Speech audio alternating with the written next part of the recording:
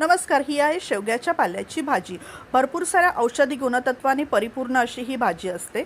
बाजारातून अशी एक कोवळी पोपटी रंगाची अशी भाजी मिळाली तर नक्की घ्या आणि बनवा।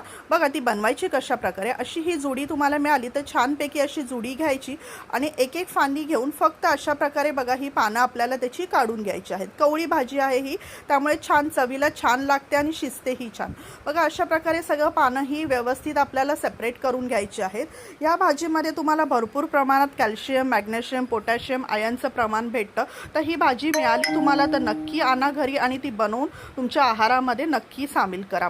आता ही जी भाजी आहे बघा, ह्याचा जो पाला आहे त्याच्यामध्ये एका मोठ्याला भांड्यात हा पाला घ्या, त्याच्यामध्ये भरपूर सारं पाणी टाका। 2 ते 3 वेळेस छानपैकी ही भाजी जी आहे ही चाळणीमध्ये अशी काढून घ्या आणि छानपैकी धुवून घ्या। आता बघा ही 2 ते 3 पाण्याने मी धुतलेली भाजी आहे, जी चाळणीमध्ये मी आता पाणी निथळायला ठेवून दिलेली आहे।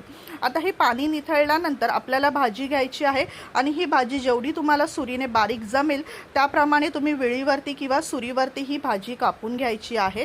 आता ही भाजी कापून झाल्यानंतर तुम्हाला भाजी फोडणीला घालण्यासाठी एक कढई गॅसवर ठेवायची आहे। त्यामध्ये थोडंसं तेल आपल्याला टाकून घ्यायचं आहे। 7 ते 8 लसणीच्या पाकळ्या ठेचून मी इथे टाकलेल्या आहेत।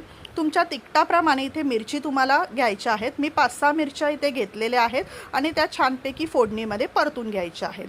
2 छोटे कांदे घेतले होते ते बारीक चिरून आणि तेलामध्ये तेही छान आता परतून घ्यायचे आहेत। कांदा आणि लसणीच्या फोडणीमध्ये हे कांदे परतून झाले की आपण जी चिरलेली भाजी होती तर ती भाजी आपल्याला काय करायची आहे, ह्याच्यामध्ये कांद्यामध्ये टाकून घ्यायची आहे। आता भाजी छानपैकी परतून घ्यायची। 2 ते 3 मिनिटं छानपैकी भाजी परतल्यानंतर त्याला पाणी सुटतं।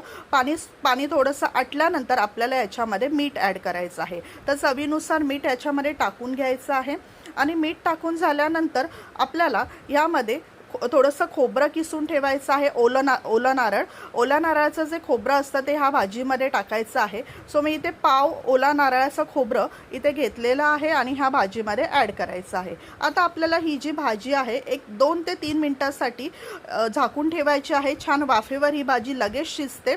आता बघा 2-3 मिनिटांनंतर ही भाजी छान शिजलेली आहे। या भाजीमध्ये भरपूर प्रमाणात तुम्हाला विटॅमिन ए, सी, ईचं प्रमाण मिळतं।